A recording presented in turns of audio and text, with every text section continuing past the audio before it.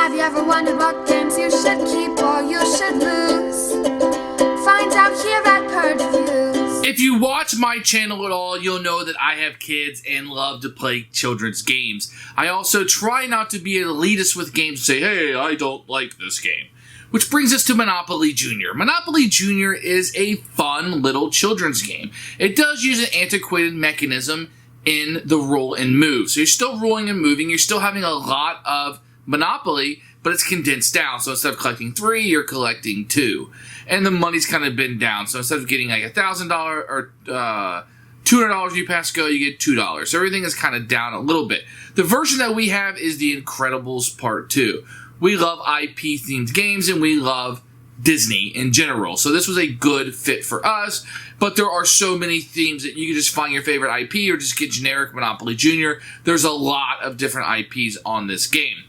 The game is very simple. Now, it does a few things that keep Monopoly a little bit easier. There are not enough properties, so there's not as many spaces on the board. You get 1 die you're rolling instead of 2, which does increase the luck a little bit and the percentage of what you're going to get.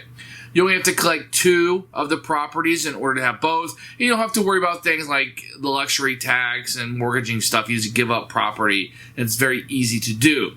The game also is over when one person goes bankrupt. At that point, you would add up your score and see who has the most. And that does severely eliminate 2 things from it, no pun intended, is 1, player elimination. So you don't have to worry about one of the kids losing and being out of the game. And 2, it does shorten the game to a very quick experience, which is appreciated. The game feels like it's the exact length that it should be.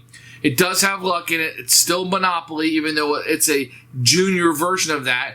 And the kids really like the theme and what kind of comes out of it. So Monopoly Junior has been a huge hit. My kids, at least my son, really likes Monopoly. He really likes Monopoly Junior. He's starting to grow up. Now he can play Monopoly, but we started out and had a lot of fun with Monopoly Junior.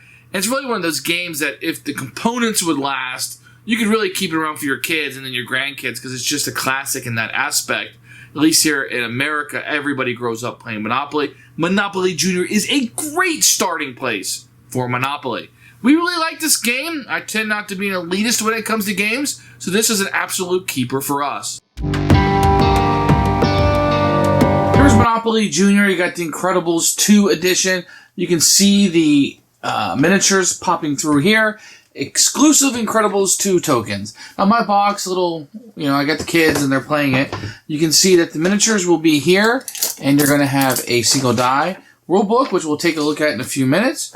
You're going to have a shortened Monopoly board. So it's not going to be as big. It's only 1, 2, 3, 4, 5, 6 across each. So there's 36 spaces on the board. You don't have community chess, just chance on this. So it's very much a smaller board.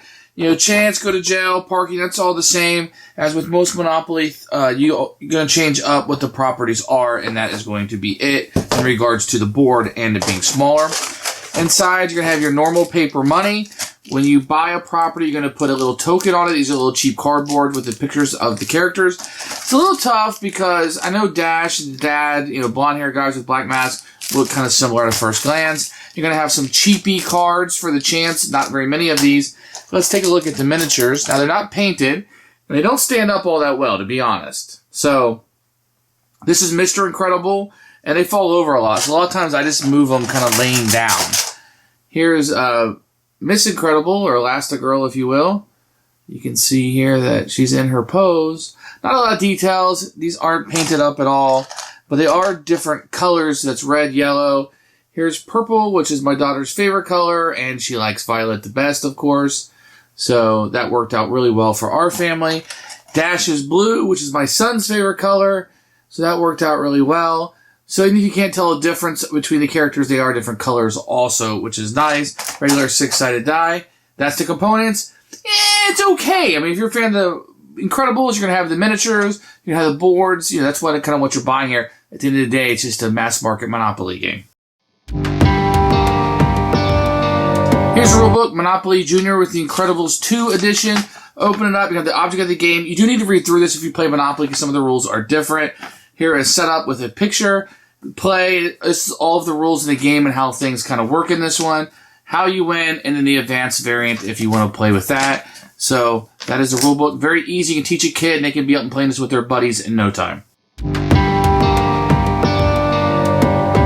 So to set the game, you put the miniatures on the go spot. Your chance cards are shuffled.